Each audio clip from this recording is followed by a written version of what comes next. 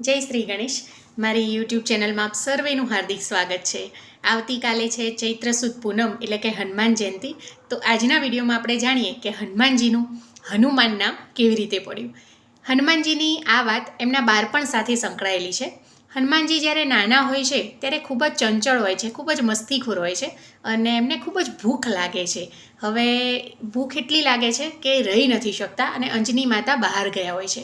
હવે સામે એમને સૂર્ય દેખાય છે.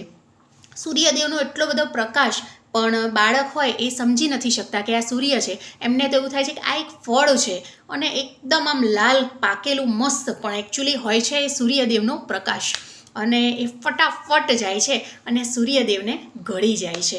તમે વિચારો કે એ બાળકની શક્તિ કેવી કે જે સૂર્યદેવને પણ ગળી જાય છે. હવે ગળતાની સાથે જ એવું કીધું છે પુરાણોમાં કે એમનું શરીર સિંદૂર વણું થઈ જાય છે અને અંધકાર છવાઈ જાય છે અને દેવોના રાજા ઇન્દ્રદેવ એકદમ ત્રાહિમામ થઈ જાય છે કે આ શેના લીધે થયું. પણ એ જાણી જાય છે કે આ નટખટ બાળકે સૂર્યને સીધો મોઢામાં ગળી લીધો છે, એટલે અંધકાર છવાઈ જાય છે અને ખૂબ જ ગુસ્સે થઈ જાય છે.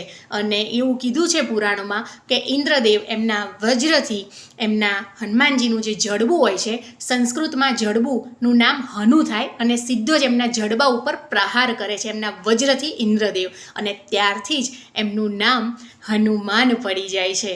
તો આપને જો અમારો વિડીયો સારો લાગ્યો હોય તો મારી ચેનલને સબસ્ક્રાઈબ અવશ્યથી કરો, મારા વિડીયોને લાઈક કરો અને શેર કરો. અને આપને ફરીથી ચૈત્ર સુદ પૂનમની હનુમાન જયંતિની ખૂબ ખૂબ હાર્દિક શુભેચ્છા. જય શ્રી ગણેશ.